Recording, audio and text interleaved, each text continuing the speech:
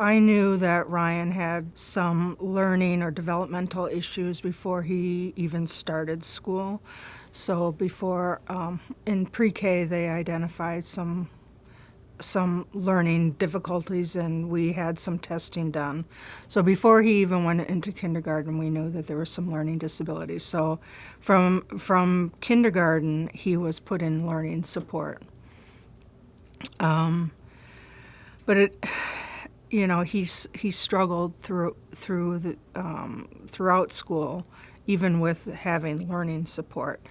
And when he got to high school, it was there that they were. I was questioning why he wasn't advancing. He was at between like a third and fourth grade reading level, and really just flunking out of school. And I just couldn't understand that he had been in learning support the entire education and nothing was working. Was he incapable of learning, or were they not teaching him in a way that he could understand? He had some learning support classes in Pennsylvania, and literally it started when he got to Wisconsin. It progressively became more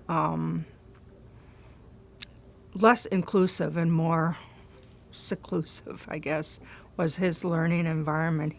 He in middle school they took him out of art. They took him out of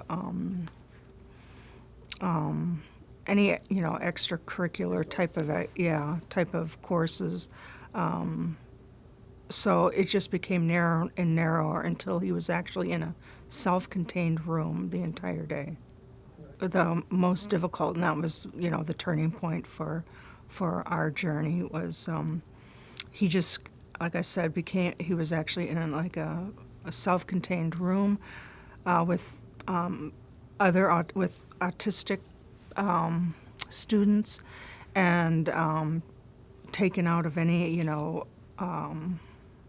mainstream classes, and continual behavioral issues on a lot of different medication cocktails, and basically flunking out of school, and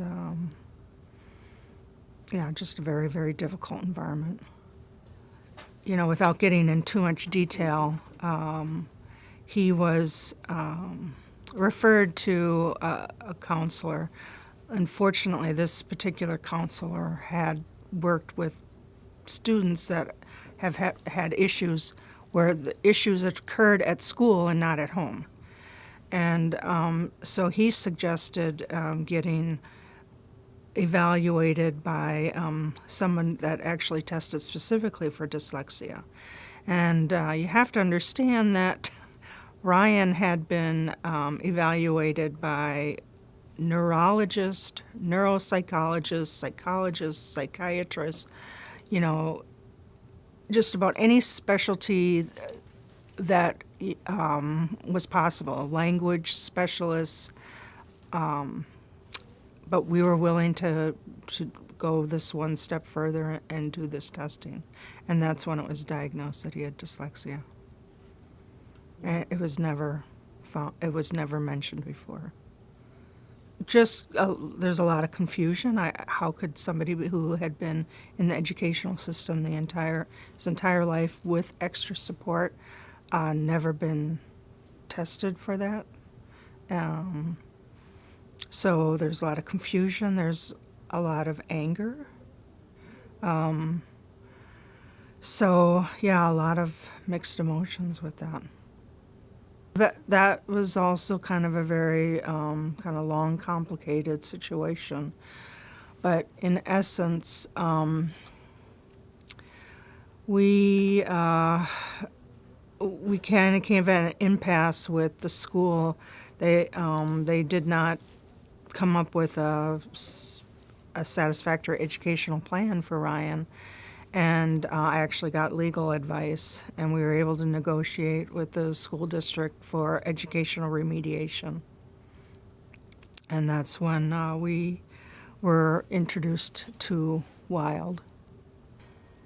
Ryan walked out and said, he told me that it's not if, it's when I'm going to be able to learn. I think that was the first time I saw hope in him.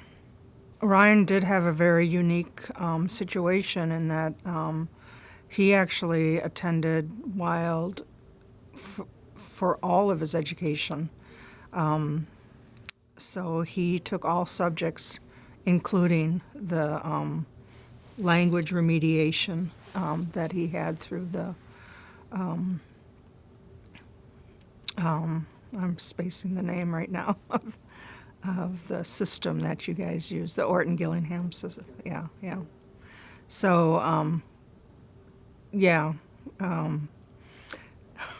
miraculous, what can I say? Almost immediately, at least from a behavior standpoint, I think he was being treated with respect, and so he was also respectful at school, and he was treated as a human, and therefore was his behavior was matching up how he was being treated, and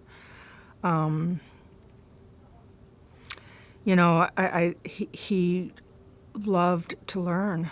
I saw that. That was probably the thing that, as a parent, you don't really know. Is it a learning disability? Is it not? Is there no interest there? Are they not capable of learning? But what I saw was that he was capable of learning and he wanted to learn. Yeah. I will say, I was nervous about that, having him come off medications, but that was the best thing that ever happened to him, and there's just no words to ever, describe, that evolution. There was hope. I was before he went to Wild, I wasn't sure that he was capable of learning. I just wasn't convinced. As a parent, you want to believe that, there's that capacity to learn, and but after years and years and years of struggling without any progress, I really was hopeless, and that I guess that's the main thing I can say is that I had hope. He was told in freshman year in high school that he would never go to college, and I was seeing that may not be true. I never knew if he was going to be able to go to college. So number one, there was now the opportunity. And that's really all I ever wanted for him was the opportunity. And he did decide to go to college, and, fortunately he found, because of you, but he did find a school that had a good educational support. So he went to UW Oshkosh, applied, got in, and he was able to do it. And, nowadays, even most average people don't finish in 4 years, and he finished in 4 years. He worked very hard. Not to say that he didn't struggle with some things. Definitely math was, something that he continued to struggle with, but with educational support, he was able to get through that. But he flourished in language. Who would have ever imagined that? Yeah. He finished in 4 years, and he picked a subject that he had a lot of a passion about, and